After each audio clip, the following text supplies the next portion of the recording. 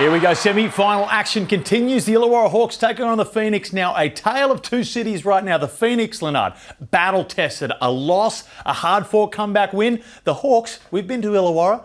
They would have been sitting back, relaxing, top down in the Jeep, just hanging out on the beach, maybe a bit of volleyball, paddle tennis. Wow. Who knows how they spent their break, but it has been a long time since they have played a basketball game. You're right, they're battle-tested. They played, and they were down 20 plus, came back and got a win. But you got two teams here with great coaches, offensive team versus a defensive team.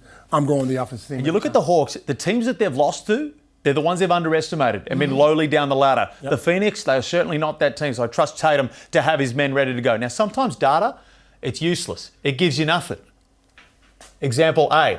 We can't read into it at all. But what we will read into is the $4.30 here for the 1 to 10. Because if the Phoenix are to get it done, Leonard, they're not going to get it done by too much, you would assume, especially in Illawarra. Absolutely. Look, Illawarra is tough at home. They win games at home.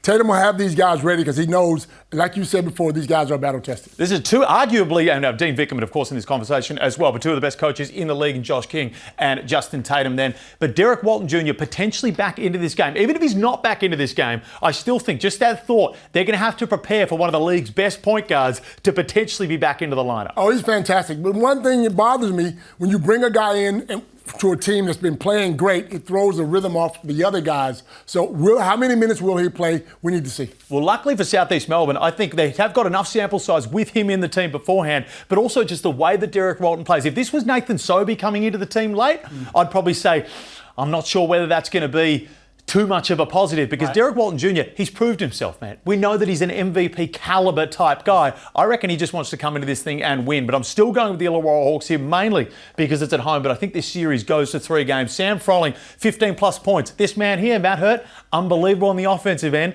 Geordie Hunter's always in foul trouble, and Matt Hurt, he don't want to bar it on the defensive end. He's too busy getting his 20 plus on the offensive end. One of the league's best players. Been a pleasure to watch all year, and hopefully we get to see a whole lot more of him. There's your same game multi here. It is set to be a cracking game. My favourite of the two series coming up here. Enjoy the games.